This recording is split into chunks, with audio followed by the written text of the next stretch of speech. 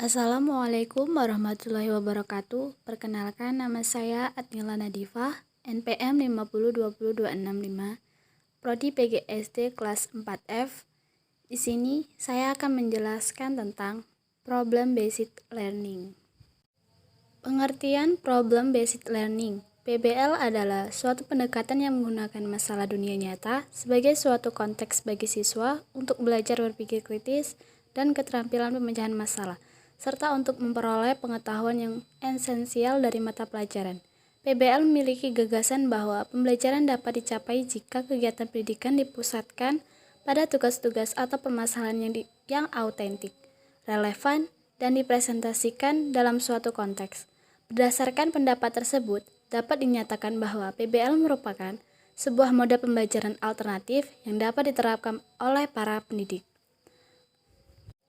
Masalah yang dijadikan fokus pembelajaran dapat diselesaikan siswa melalui kerja kelompok sehingga dapat memberi pengalaman-pengalaman belajar yang beragam pada siswa seperti kerjasama dan interaksi dalam kelompok. Dengan kata lain, penggunaan PBL dapat meningkatkan pemahaman siswa tentang apa yang mereka pelajari sehingga diharapkan mereka dapat menerapkannya dalam kondisi yang nyata dalam kehidupan sehari-hari. Langkah-langkah Problem Based Learning atau PBL. 1. Memberikan orientasi tentang permasalahannya kepada siswa. Pada awal pembelajaran PBL, seperti semua tipe pelajaran lainnya, guru seharusnya mengkomunikasikan dengan jelas maksud pelajarannya, membangun sikap positif terhadap pelajaran itu, dan mendeskripsikan sesuatu yang diharapkan untuk dilakukan oleh siswa. Guru perlu menyodorkan situasi bermasalah dengan hati-hati atau memiliki prosedur yang jelas untuk melibatkan siswa dalam identifikasi permasalahan. Guru seharusnya menyuguhkan situasi bermasalah itu kepada siswa dengan semenarik mungkin.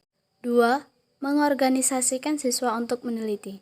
PBL mengharuskan guru untuk mengembangkan keterampilan kolaborasi di antara siswa dan membantu mereka untuk menginvestigasi masalah secara bersama-sama. PBL juga menghapuskan guru untuk membantu siswa untuk merencanakan tugas investigatif dan pelaporannya. 3. Membantu investigasi mandiri dan kelompok.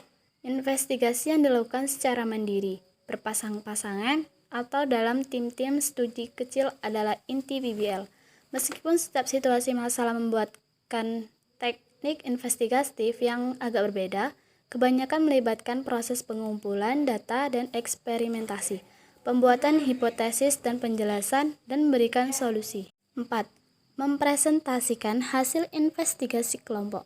Fase investigatif diikuti dengan pembuatan laporan hasil diskusi terkait masalah yang diberikan oleh guru kepada masing-masing kelompok. Presentasi kelompok dilakukan secara bergantian dan dilakukan pula sesi tanya jawab. Guru memberi stimulus kepada kelompok lainnya untuk bertanya kepada setiap kelompok yang tampil di depan. 5. Menganalisis dan mengevaluasi proses mengatasi masalah. Fase terakhir PBL melibatkan kegiatan-kegiatan yang dimaksudkan untuk membantu siswa menganalisis dan mengevaluasi proses berpikirnya sendiri, maupun keterampilan investigatif dan keterampilan intelektual yang mereka gunakan. Selama fase ini, guru meminta siswa untuk merekonstruksikan pilihan dan kegiatan mereka selama berbagai fase pelajaran. Manfaat pembelajaran Problem Based Learning. 1. Meningkatkan kemandirian dalam belajar.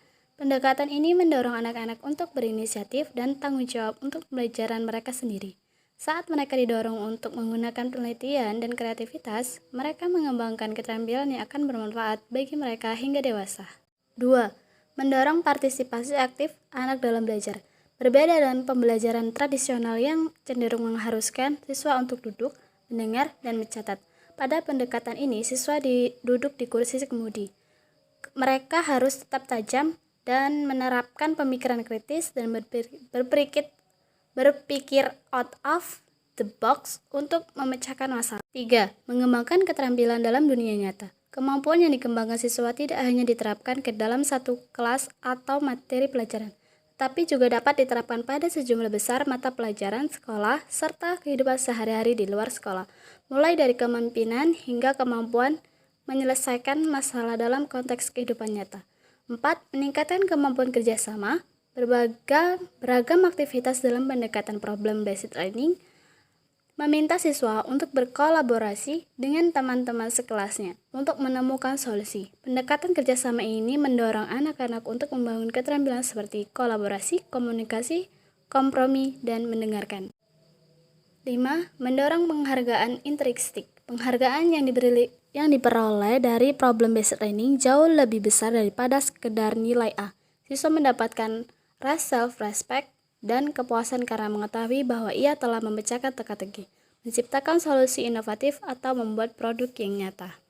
Itulah tadi materi yang saya sampaikan. Saya akhiri. Wassalamualaikum warahmatullahi wabarakatuh.